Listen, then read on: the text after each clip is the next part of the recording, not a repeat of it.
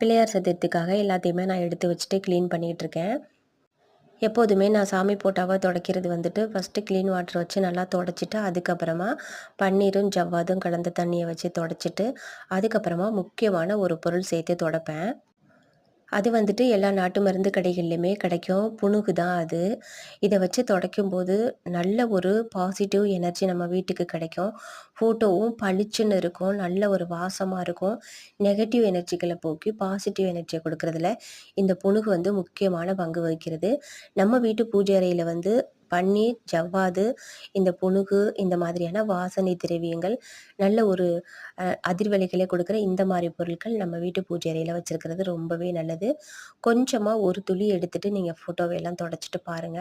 அந்த அளவுக்கு ஃபோட்டோவெல்லாம் கண்ல ஒத்திக்கிற மாரி பளிச்சுன்னு இருக்கும். இனிமே தான் விளக்கெல்லாம் விளக்கி மஞ்சள், குங்குமம்லாம் வைக்கணும். ஃபைனலா இப்படி தான் இருக்கு ஃபோட்டோ. பாருங்க. பிடிச்சிருந்தா லைக் பண்ணுங்க.